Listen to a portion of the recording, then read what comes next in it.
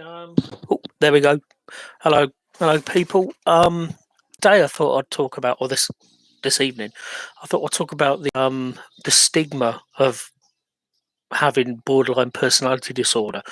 Um, like if you tell somebody that particular phrase, borderline personality disorder, it generally conjures up in people's minds, this idea that you're kind of insane or something, and that you're dangerous. Like borderline personality, what's that all about?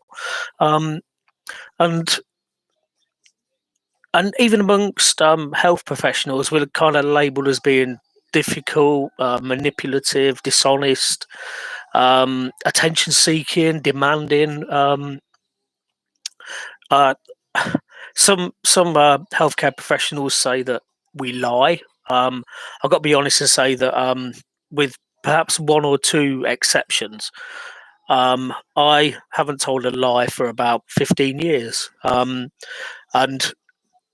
and the most recent lie I told was, basically so as I didn't get in trouble with the police. So it was kind of self-preservation. It wasn't used in a manipulative way. I'm going to keep a careful eye on this. I only want this to be about 15 minutes.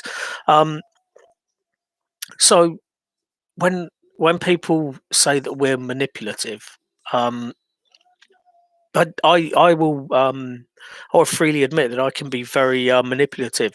The most manipulative thing that I ever did was, I was uh, I was having an argument with somebody on Facebook, totally ridiculous, and he went straight into like ad hominem insults. And to be fair, he was probably better read and more intelligent than I am.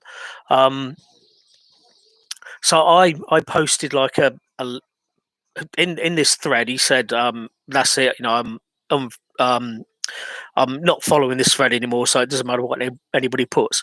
So in order for me, because we can be extremely selfish, and we idealize the kind of person that we are. So so because I'd been criticised in a public forum. I know it's Facebook, it's online, but um, I I basically I wrote this lengthy sort of post, and it was kind of, yeah, admitting my faults, but then it was I did it to get sympathy off the other people that had been commenting in this thread, and and it worked, and that was the last time that I did something really manipulative, and that was, God blimey, that was when they were doing them uh water bomb things where you, for charity, and you put like a bucket of water on your head. I can't remember how long ago that was. It's probably years ago, actually. So I'm thinking my friend was living in I, which is a village. It's I as in the I, which is a, well, yeah, it's a very small town. You can call it a village even. Um, and he hasn't lived there for years, so it must have been years ago. Really, must have been years ago. But yeah, that was the last time. So that I actually manipulated somebody, or manipulated the situation so that I came out as being seen as the victim, so to speak, and everybody like um, rallies around me. Um, we're prone. I've got a list here. I'm going to read them out, and I'll tell you about my thoughts about each of these characteristics. We overreact without thinking of the consequences, and for me that is definitely the case. I mean, it's the road rage, which has always been the worst thing for me. Definitely the worst thing. And I just get to a point where it's like, no, I'm not doing this anymore. I stop the car and get out, and I can remember when somebody sort of crashed into me on a roundabout. Um, that was when I was working as a counsellor back then, and yeah, a counsellor with BPD, and and it was a BMW, and it like just caught the back of my car, the rear wing, which is like where the rear wheel is. But I went fucking ballistic. I think it ballistic because uh, I I perceived that they'd actually been in the wrong lane, that sort of thing. Plus, it was a BMW. Plus, the person driving was like really snooty and snotty, and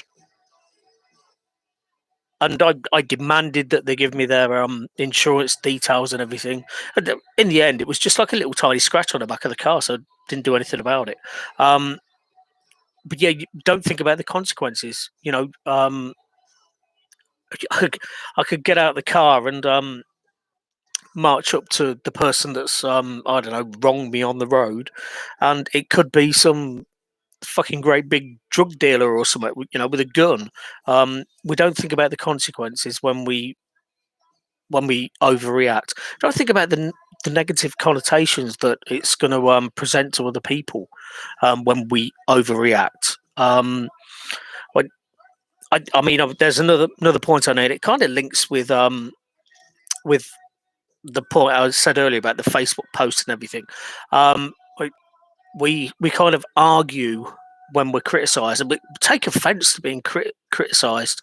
Um, Especially like for me, if I feel that I actually know a lot about a particular topic and somebody criticizes me, and I in my head it's like they're belittling me and making me feel stupid, because if I'm being honest, I'm not well educated. I went to public school, but I I was only there for 3 years, and then I went to secondary modern, which is like a state school, and I dropped out of education at 16, started working. So I'm not well educated. I'm moderately well read because I read a lot of books about stuff, and I just mean fiction, like non-fiction. Um, so yeah, it's and I've been through counselling, two different counsellors, um, and it all comes down to being bullied at public school. Um, and basically having all these other kids saying that I was stupid, and I it's one of the trigger points of borderline personality disorder. Some kind of um, event in your past, which it's kind of like post-traumatic stress syndrome. But that's at the back of my mind. All of that criticism, not just from the other kids, but from some of the teachers as well. And so I nowadays I struggle with criticism if it's not delivered in a constructive way. I mean, I've worked as a line manager, so I know that you have to use constructive criticism. Otherwise, you just end up having a massive argument with a member of your staff. Um, but yeah, so criticism has always I've always felt the need, even when well, I won't say always. It's normally when I'm feeling unstable. Um, I always feel the need to defend myself, and in doing so, occasionally I attempt to belittle the other person. Sometimes I've fallen foul of that because the person that I'm trying to belittle is more intelligent than me. So, I just end up looking like uh, well, I'll say like a redneck, because I do look like a redneck at the moment with a cap and this beard. I am going to get rid of this beard once the lockdown's over. I might just go for the complete clean shaven look, because for about the last 15 years, I've just had like stubble, Don Johnson sort of thing. Although I don't look anything like Don Johnson. But anyway, I'm going off on a tangent. Yeah, we're unable to actually regulate our over the top emotions, whether that's anger towards something that we perceive to have been a slight against us, or if we're really really really uh, upset because I, so you got the anger, but on the other end of the spectrum, you got like over the top crying sort of emotions, and but for me that they generally even when I've been crying in a situation, and I think like the last time that I probably did this was probably when I was about 15, 16 at school, and um I, like this was just general playground bullshit, and so I wasn't bullied when I left public school. I was kind of fitted in, in just sort of in the middle, not in the scummy people at the bottom, or not at the good people at the top. But yeah, so occasionally used to get in a fight with somebody trying to prove a point, um, and and I can remember we were at the Stanford Daniels football ground, and this person had started on me because I'd obviously been expelled from public school, and he was still there. So he thought that he'd pick on me, and basically, I just got him on the floor, and I was literally crying. But while I was crying, I was like punching him in the face like that. I mean, he rolled, managed to get out from underneath me, and started doing the same to me. So it just went backwards and forwards until a teacher who knew us both. From primary school, uh, came up and like separated us. But yeah, so I was like crying. I couldn't control that emotion. Um, Another thing, which I think I've spoken about this before, is being very impulsive. Now, um, that's different to being spontaneous. Like, I during this lockdown, I've woke up in the morning, looked outside, it's a bit sunny, and I thought, fuck it, I'll drive like 150 miles to a sightseeing place, and like, you know, just stay there for half an hour and then drive home. That's spontaneous. Impulsiveness is that it's things like gambling. It's things like speeding in my car, and I sometimes I do that. Um, and and also this sounds really juvenile, and hopefully I won't get arrested for actually saying this. I mean, they would have to prove in court that it did actually happen. But I've been driving on like motorways and that, and someone's come flying up behind me, and I've basically floored it and literally kind of had a race with somebody, and it's like can't. It's that road rage thing again, I suppose, but it's that impulsiveness to actually bang. We The impulsiveness also affects things like substance abuse. Now, in a way, I'm kind of fortunate in so much as I've never taken any drugs. I I've smoked weed a few times, a handful of times, but it just didn't really do anything for me.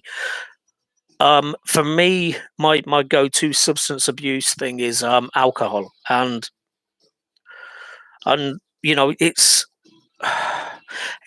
it is a self-fulfilling prophecy.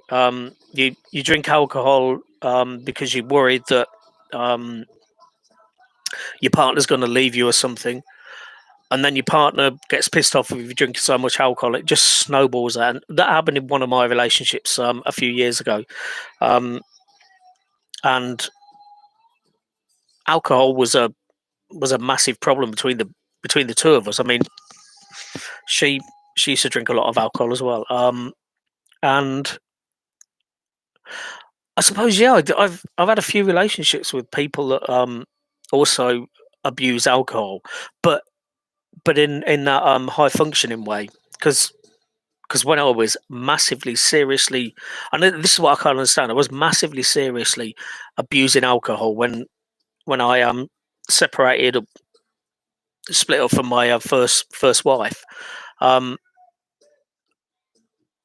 and I was younger then. I was well, I 37 or something, um, and it was kind of a that was kind of a way for me to kind of prove to people, hey, look, my my wife's left me, but look, I can drink anybody under the table. Give me that Stella, that kind of thing, and it just got really, really massive. I mean, really massive. Uh, Lots and lots and lots of lager, then a couple of bottles of wine. I wasn't really knocking the spirits back then, not at all. It was always lager or wine. Um, but every morning I wake up and feel okay, go to work and do a day's work. But then it started to affect my work, because I'd go out at lunchtime and have a few beers and come back, and my staff would be like, "Oh God, he's pissed again." Um, so that's a downward spiral. But that substance abuse thing is like, yeah. I mean, I'm speaking to an alcohol counsellor. Is that what you call them? Um, and she's what day is it today? Monday. She's going to ring me on Wednesday. Obviously, we can't meet or anything.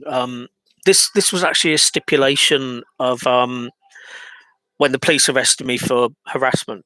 Um, and there were two stipulations as to then I'd just end up with a caution, and they called it a conditionary caution.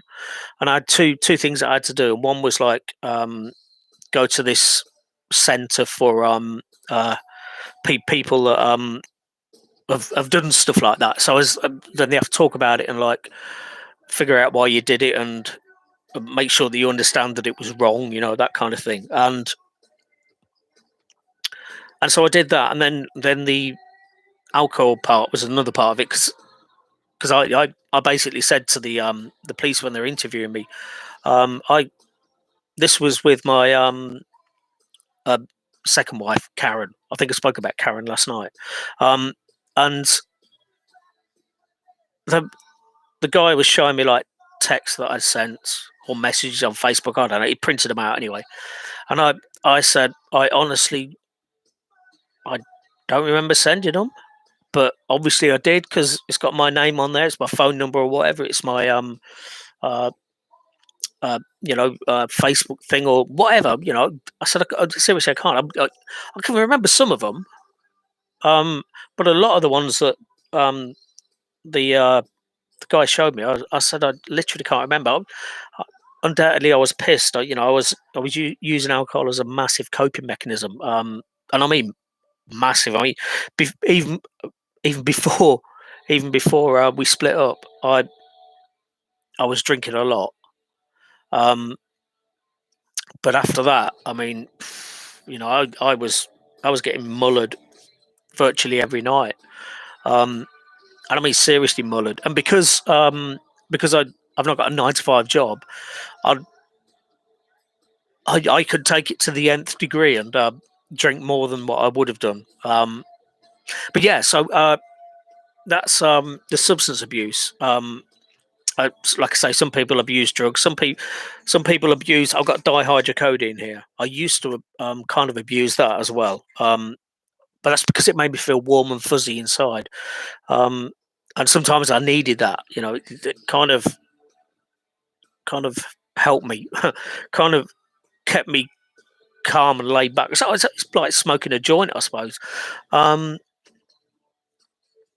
and another thing is that we um we fear abandonment, and we desperately, desperately, desperately want to make sure that the people that we care about don't abandon us, and that manifests itself as uh, a paranoia, a suspicious mind, that kind of thing. I'm not going to sing like Elvis, and making accusations and everything, and um, that's another self fulfilling prophecy, because if you're in a relationship and you're getting jealous and you're flinging accusations, then um, eventually the relationship's either going to end because your partner's going to walk out on you, because they can't deal with it, or in which case you've been abandoned, or they're gonna run off with somebody else. So I shouldn't use that finger. Or they're gonna run off with somebody else, and again you're abandoned. They've got to find something better elsewhere, um, which is kind of what happened to me. And I can, I think I said before, when I'm in like a positive frame of mind, I can actually recognize all of the mistakes that I made. It's too late to do anything about it once you've made those mistakes. Another thing that we sometimes do is self harm, and in my case, self harm is like punching myself in the face, that kind of thing. I'm sure I've spoken about that before, um, and it has helped to get rid of rage. It's kind of when I've been like really really upset, and like sobbing and that, the punching kind of stops me from feeling, you know, upset. Basically, it's it's stupid, but also apparently one of the uh, stigmatized things is that we, as somebody with borderline personality disorder, we use self harm to manipulate people. Um, and or threats to self harm, and in a way that can probably be true. But when I'm in my house all alone and I'm punching myself in the face, nobody else knows. I don't tell people. Um, the suicidal ideation, which is obviously another form of self harm. I've I've basically you know like this year, even like getting like a pipe coming from the exhaust and into the car, and that stuff really it smells. It's choking and everything.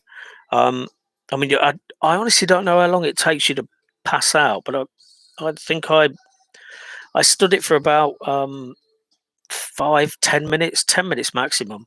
Um, and then I thought no, so it was like I switched off the engine, opened the car door, fell on the ground, and just I think I vomited a few times. But sometimes in the past, I may have gone somewhere, but then like texted somebody and said like, right, I'm going to top myself. I mean, there's been three occasions where, four occasions where I've seriously thought about it, and on only one of the occasions did I actually I think I posted something on Facebook saying tonight will be a good night to die or something. It's a photograph of like the view that I was looking out on. So that was the only time. I've also spent like about an hour on the platform at Peterborough train station contemplating, just because some of the trains just fly through. It's like the non-stop ones. They tell you to stand back because there's a high-speed train coming through, and so you know when one's coming. And spent about an hour there, and somebody actually kind of um, clocked what I was doing, and they kind of rescued me, which I really appreciate. The other time was after I split up with my first wife. I think I called her Leslie last night. After I split up from my first wife, I was in a bad place, and I can remember I had a four-wheel drive car, a Land Rover, and I took it down an abandoned track and parked up in the middle of this woods somewhere. And I had like a shotgun with me and a bottle of Jack Daniels. And um, I say, I thought for a long time about doing it. And to be honest, as I said, I was drinking a lot of alcohol back then. So that's the Jack Daniels is probably the only time where I was drinking spirits. But I bought this bottle of Jack Daniels, and I I was drinking it out of the bottle, and the shotgun was like resting right there, and and I even put it like in my mouth like that, and because a lot of people made the mistake of doing that and it blows their face off and they're still alive. So I was like, no, it's gonna blow my brain stem out and everything. It was seriously thinking about it. Um, and I cried so much in that car because my life was being massively changed. You know, I wasn't seeing my sons very often. They were very young back then.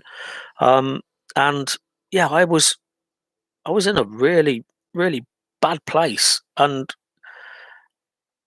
I thought about it seriously for about 2 hours, and like I say, the it was double barrel shotgun. I don't think I would have been able. I think you have to pull the trigger like twice to get both barrels. So um,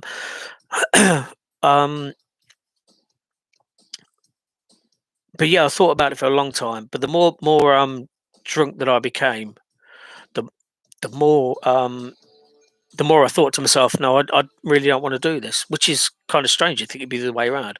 But yeah, uh, that whole self harm thing, and sometimes it is threatening to self harm. No, but if you don't take me back, I'm going to kill myself. That kind of thing. I was taking it to the extreme, and I don't think I did it when um, Karen and me separated. I don't think I did. Um, I think I'd said to her when we'd had an argument one time. I think I said, I'm going to top myself and all that. Um, but yeah, and then this year after like the death of my mum and everything, I was in a dark place, and like I said, actually got to the point of running the engine with a pipe in from the exhaust pipe. So yeah, that's another aspect. God, I'm overrunning again.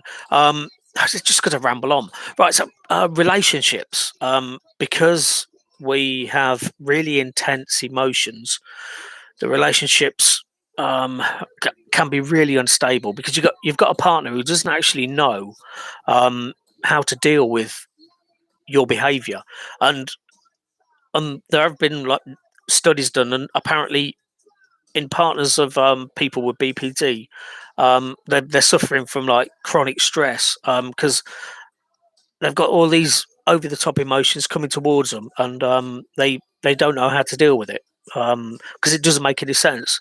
Because basically, there's this really nice person that they've fallen in love with, who then like just one instant like just turns into this complete lunatic.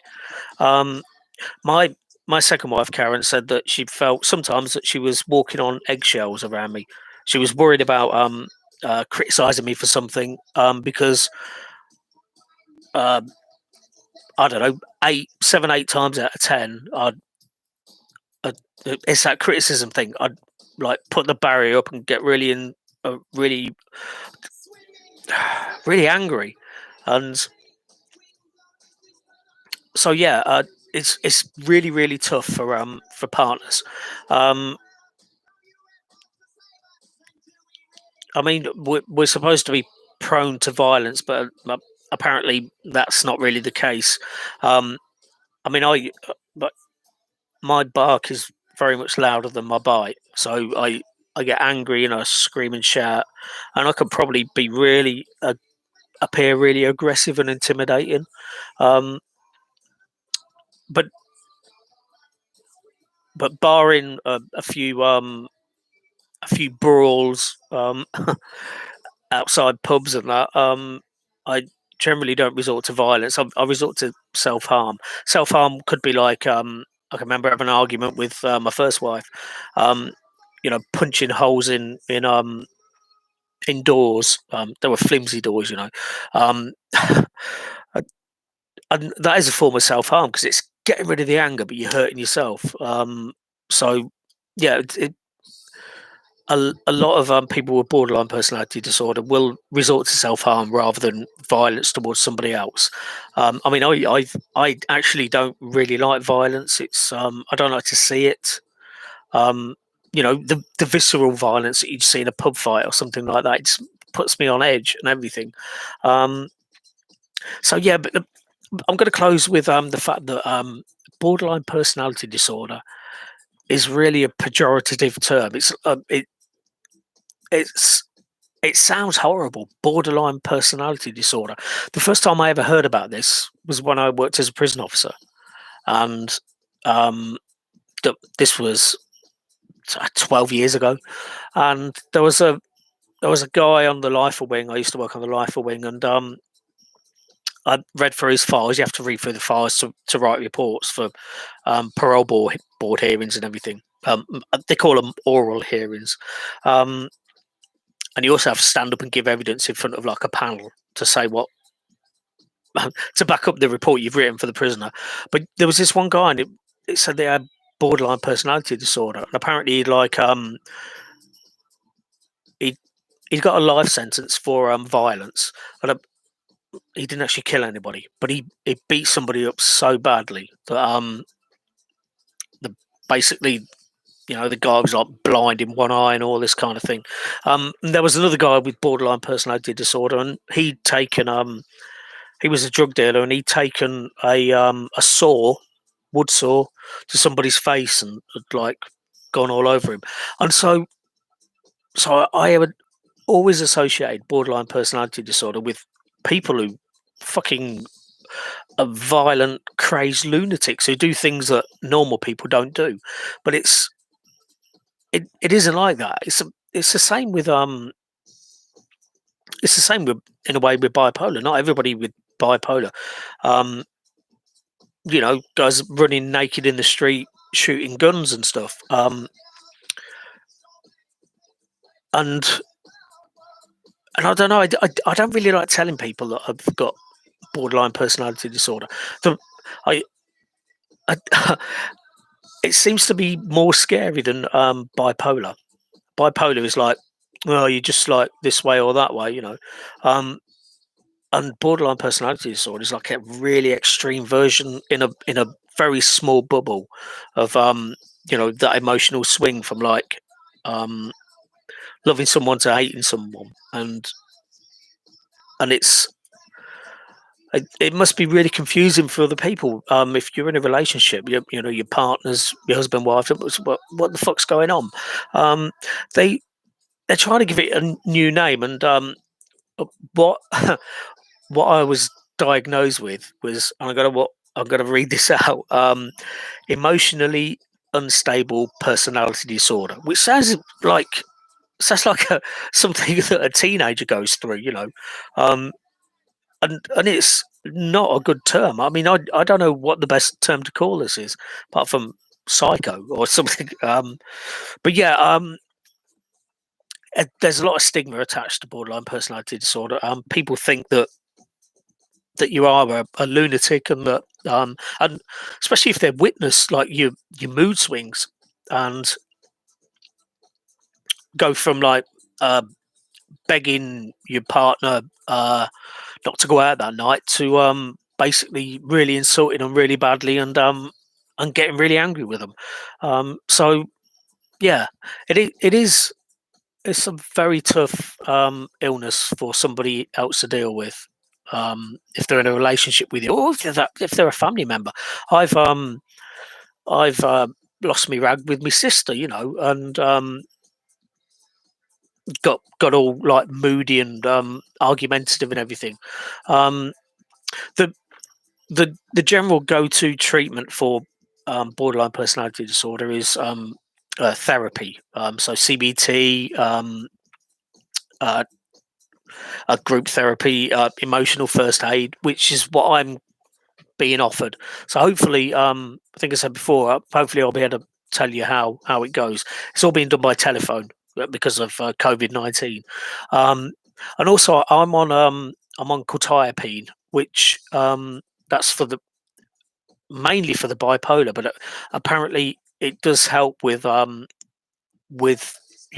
extreme instability. Although I was on quetiapine when I had my last two or three rages, and one was with my second wife, Karen, and the other two were like one was with somebody in a pub, and the other one was a road rage thing. So maybe it doesn't work. Talking therapies, because I used to be working as a counsellor. Talking therapies, uh, sometimes they work. CBT can work for a short period of time. This is my opinion, but generally you continue to slip back. You basically fall off the wagon, so to speak. So you need a strong relationship with either a counsellor or your local mental health team. Because even talking to a counsellor can help. My last counsellor that I was seeing, she was very good, and must have been really frustrating for her because I was constantly talking about my ex and how basically how I felt, betrayed, angry,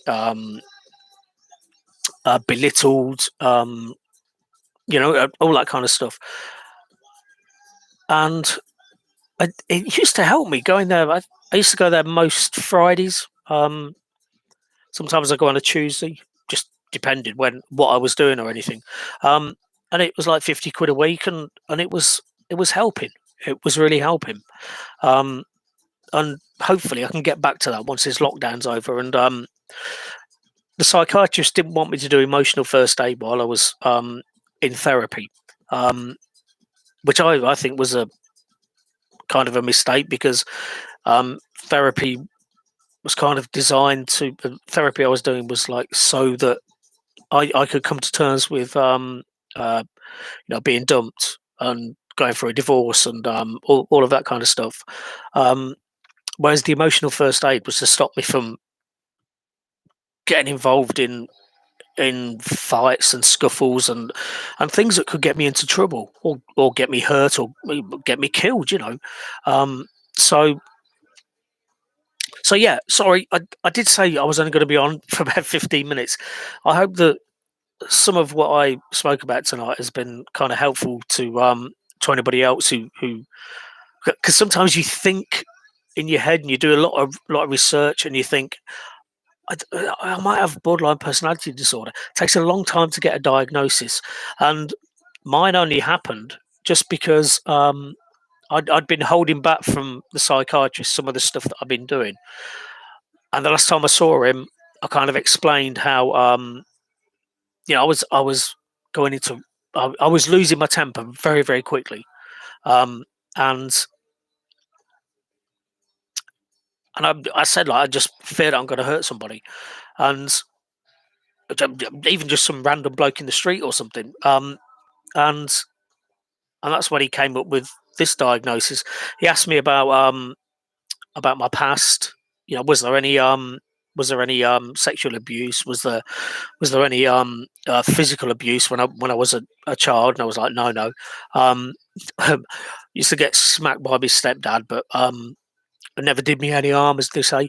Um, but then when I mentioned the bullying really came out in in the therapy that I've been having with the two different counsellors that I went to see. Um, and he was like, yeah, yeah. So what you've got to do when you go to if you're fortunate enough, because it's very difficult in the UK to actually get referred to a psychiatrist, you need to be in I could say you need to be in the right frame of mind. The right frame of mind means that um, you've you've got to really abstain from alcohol, because they don't like diagnosing you if you're drinking a lot of alcohol. Um, but the key thing is that you've got to be 100% completely and utterly honest with the psychiatrist. It's the only way you're going to get a, a real diagnosis. So it took me years and years and years to get diagnosed with bipolar, and I think I've been with a psychiatrist for about a year, seeing him every couple of months, and that was when I explained about my generally the rages, but also the the fear of like abandonment and everything. And so I actually got a diagnosis, and and knowing that you've got that diagnosis, it is like it's a sense of relief, even in something as kind of insulting as being called borderline personality disorder. Um, but yeah, so what I will say is when you see psychiatrists for the first time, if you're very lucky to get to see them in the UK. It takes a lot of jumping through hoops because GPs would rather just prescribe you antidepressants and even antipsychotics. Um, so so yeah, my it was my mistake for not being completely honest with the psychiatrist, and eventually I was 100% honest, and I got the diagnosis which fits. Once you get the diagnosis, you look in depth into things on like Wikipedia and all forums and all that, and it's like, yeah. That's really what I do. So that's try not to be feel stigmatized with the diagnosis, because all of the bad stuff that I've told you about doesn't always happen.